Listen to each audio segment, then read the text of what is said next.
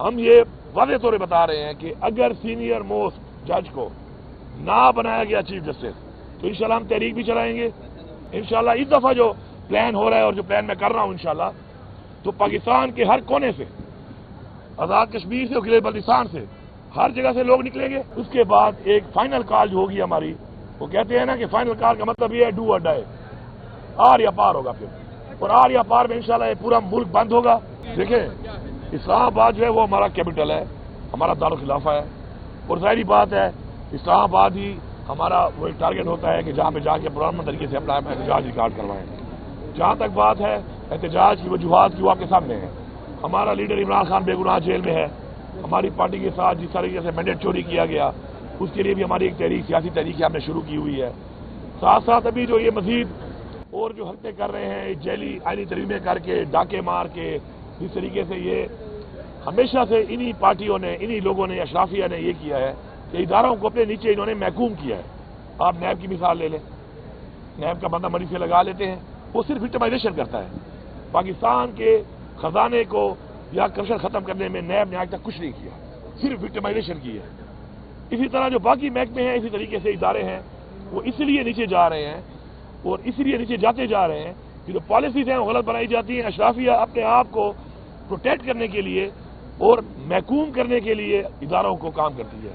اب جس طریقے سے عدلیہ، آزاد عدلیہ، اس کے اوپر اس کو آزاد نہیں چھوڑا گیا، انہوں نے اپنے بینیفٹس کے لیے عدلیہ کو ہی محکوم کر دیا. ہم یہ واضح طور پہ بتا رہے ہیں کہ اگر سینئر موسٹ جج کو نہ بنایا گیا چیف جسٹس تو انشاءاللہ ہم تحریک بھی چلائیں گے.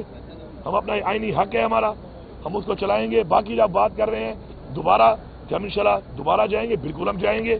پہلے عمران خان صاحب کے احکامات تھے کہ ہم نے جا کے ڈی چوک کے اوپر احتجاج ریکارڈ کرنا ہے. ہم وہاں پہ پہنچے، ہم نے بتایا کہ فسطائیت، جبر، زور، ہم پرامن طریقے سے ہم نے احتجاج کرنا تھا.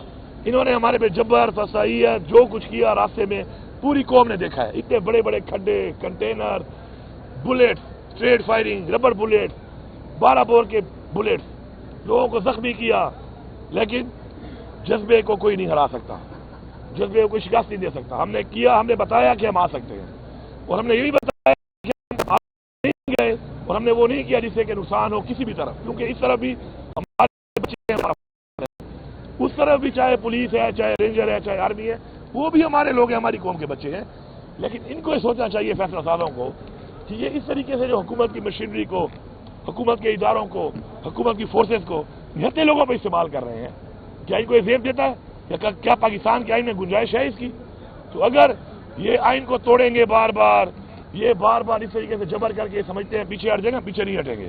انشاءاللہ اس دفعہ جو پلان ہو رہا ہے اور جو پلان میں کر رہا ہوں انشاءاللہ تو پاکستان کے ہر کونے سے، آزاد کشمیر سے اور گلگت بلتستان سے، ہر جگہ سے لوگ نکلیں گے اور جہاں تک وہ پہنچ سکتے ہیں، جتنا بھی وہ مقابلہ کر کے جہاں تک آگے آ سکتے ہیں وہ آتے جائیں گے. اور جہاں پر بھی رکاوٹ ایسی ہوگی کہ نہیں ٹوٹ سکتی اس کا وہ مقابلہ کرتے رہیں گے. پیچھے سے اور لوگ عمران کو ہم بلاک کریں گے. اگر ہمارے جائز مطالبے عمران خان کو رہا نہ کیا گیا، اگر ہمارا مینڈیٹ ہمیں واپس نہ کیا گیا تو ہم اس کے بعد ایک فائنل کال جو ہوگی ہماری، وہ کہتے ہیں نا کہ فائنل کال کا مطلب یہ ہے ڈو اور ڈائی، آر یا پار ہوگا پھر. اور آر یا پار میں انشاءاللہ یہ پورا ملک بند ہوگا. اور ہمارے عوام میں جذبہ بھی ہے، ہماری عوام بہادر بھی ہے، اور انشاءاللہ ہماری عوام جو ہے پورے پاکستان ہے، پورے پاکستان سے آ کر انشاءاللہ یہ ٹارگٹ اچیو کرے گی. اور انشاءاللہ ہم اس حکومت کا تختہ الٹنے تک پھر تحریک جاری رکھیں گے. جہاد، آپ نے قرآن نہیں پڑھا؟ جہاد کیا ہوتا ہے؟ ہمیں قرآن میں حکم ہے جہاد کا، اور قرآن میں جب ہمیں حکم آیا ہے تو اس کے مطابق ہمارا فرض بنتا ہے کہ ہم قرآن کے حکم پہ عمل پیرا ہوں، اور انشاءاللہ ہم تیار ہیں اس کے لیے. اگر ہمیں اپنے ملک کے اندر جو اسلام کے نام پہ ملک بنا ہے اس کے اندر اگر یہ جو جس طریقے سے فرونیت اور بدماشی، آئین کو توڑ کر، قانون کو توڑ کر اپنی مرضی کے اقدامات کریں گے، لوگوں کا مینڈیٹ جمہوریت کا چوری کریں گے، اور اس کے بعد لوگوں کو اغوا کریں گے، لوگوں کے بچوں کو اٹھائیں گے، لوگوں کی فیملیوں کو اٹھائیں گے، لوگوں کے ضمیر خریدیں گے، تو اگر یہ سمجھتے ہیں کہ میں یہ سمجھتا ہوں کہ اگر یہ سمجھتے ہیں کہ ایسے حالات میں ہم ان کو ایسے ہی چلنے دیں گے تو ایسا نہیں ہے. ہم پرامن ضرور ہیں لیکن انشاءاللہ ہمیں جو حکم ہے اسلام میں قرآن میں ہم انشاءاللہ اعلان کیا ہے اس اعلان پہ انشاءاللہ عمل درآمد کریں گے اور پوری قوم کی ان سے جان چھڑوائیں گے. پاکستان کی معیشت سے لے کر پاکستان کا ہر ادارہ اس وقت انہوں نے تباہ کر دیا ہے. انہی لوگوں کی وجہ سے آج ہمارا ملک یہاں پہنچا ہوا ہے. اب عمران خان کے ٹائم میں دیکھیں دہشت گردی کہاں تھی, ختم ہو گئی تھی. جیسے ہی عمران خان کو انہوں نے سازش سے ہٹایا اس کے بعد دہشت گردی نے جنم لیا. اس سے نقصان کس کا ہو رہا ہے؟ پاکستان کا ہو رہا ہے. ان کو پاکستان کی پرواہ ہی نہیں ہے, ان کا پاکستان میں ہے ہی کچھ نہیں. سارا پیسہ ان کا باہر پڑا ہے, انہوں نے بھاگ جانا ہے. ایک یہاں پہ منہ پہ رواج بنا ہوا ہے مال لوٹو اور باہر نکل جاؤ. لیکن ہم نے یہاں پہ رہنا ہے, ہمارے بچوں نے یہاں پہ رہنا ہے. ہمارا لیڈر عمران خان جو ہے وہ کہتا ہے کہ میں پاکستان میں ہی رہوں گا اور پاکستان ہی ہمارا سب کچھ ہے. تو ہم اس پاکستان کے اوپر کمپرومائز نہیں کریں گے. انشاءاللہ ہم حرب تک جائیں گے, ہمیں جانے بھی دینی پڑی انشاءاللہ ہم جانے دیں گے. لیکن ہم ان کو بتا رہے ہیں فیصلہ سازوں کو کہ یہ نوبت نہ آنے دو, اپنے فیصلے ٹھیک کرو. اور یہ جس طریقے سے آپ کر رہے ہو, یہ جو آپ جس طریقے سے رویہ اختیار کر کے بیٹھے ہو, اگر آپ یہ سمجھتے ہو کہ یہ راستہ اپنے گھر کی طرف آپ دکھا رہے ہو, آپ کا گھر بھی سیف نہیں ہے. حالات ہمیشہ ایسے نہیں رہتے.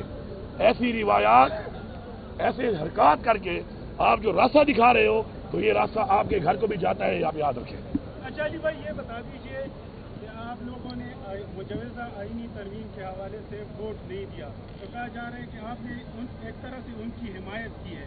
اب لوگوں نے صرف بائیکاٹ کیا, مخالفت میں ووٹ نہیں ڈالا. تو کہتے ہیں مخالفت سے ووٹ نہ ڈالنا بھی ایک طرح سے وہ تعین کی آپ لوگ. دیکھیں بات یہ ہے جب بھی کوئی اس طرح کی ترمیم پاس کی جاتی ہے تو اس کے لیے جو ترمیم پاس کرنے والے ہیں انہوں نے ووٹ پورے کرنے ہوتے ہیں اپنے. انہوں نے 2/3 اپنا پورا کرنا تھا. اور ہمارے تو لوگوں کو جس طرح اغوا کیا جا رہا تھا اور جو حالات بنے ہوئے تھے ہم نے تو اپنے لوگوں کو پروٹیکٹ کیا ہوا تھا کیونکہ ان کو اغوا کر رہے تھے, ان کے پیچھے پڑے ہوئے تھے, ان کو غائب کر. ابھی ہمارے بہت سے لوگ غائب ہیں. تو اس میں بندے چونکہ انہوں نے پورے کرنے ہوتے ہیں اور وہ چاہے وہ کانفیڈنس کا ووٹ ہو, نو کانفیڈنس کا ہو یا کوئی بھی اس طرح کی ترمیم ہو تو اس میں ووٹنگ ان کی میٹر کرتی ہے جنہیں ترمیم پاس کرنی ہوتی ہے. باقی میں ویسے بھی پوری قوم کو بتا دوں ایک بات کہ اچھا ہے کہ مشکل حالات ہمارے پہ آ گئے تاکہ پتہ چلے, مشکل حالات میں پتہ چلتا ہے کہ نسلی کون ہے اور اصلی کون ہے اور بے نسل کون ہے. تو اچھی بات ہے, یہ کوئی بہانہ نہیں ہے. میرے پہ سختی تھی, بزدلی اور غداری. جب آپ نے چھرا گھوم دیا اپنے لیڈر عمران خان کی کمر میں تو آپ ایک ہی زمرے میں آتے ہیں. بزدل بھی اسی زمرے میں آتا ہے کہ بزدلی سے غداری کی یا زمین فروش پیسے لے کے غداری کی. غدار غدار ہے. تاریخ میں غدار کا ایک ہی نام ہے کہ وہ غدار ہے. یہ سارے غداروں سے جان چھوٹ رہی ہے. اب ہمارے پاس نکھرے ہوئے وہ کہتے ہیں نا چھڑے ہوئے بندے انشاءاللہ نکل کے آ رہے ہیں, چاہے وہ ہماری لیڈرشپ میں ہیں, چاہے ہمارے سپورٹرز ہیں, ووٹرز ہیں, ہماری یوتھ ہے. اور ویسے بھی ہماری تو یہی پالیسی ہے کہ ہم نے اپنی اس یوتھ میں ان لوگوں کو آگے لے کے آنا ہے کہ جن میں وہ جذبہ اور نظریہ ہے کہ وہ پاکستان کو ٹھیک کریں. تو اچھی بات ہے, یہ روایتی لوگوں سے, یہ غداروں سے, زمین فروشوں سے جان چھوٹ رہی ہے. یوتھ کو موقع ملے گا, ینگ لوگوں کو موقع ملے گا. اس بہادری کے ساتھ وہ آگے آ کے لیڈرشپ ان میں آئے گی, وہ اپنے آپ کو ثابت کریں گے کہ وہ لیڈرشپ کے قابل ہیں اور وہ لیڈر بنیں گے انشاءاللہ, اور وہی پاکستان کو ٹھیک کریں گے. Thank you.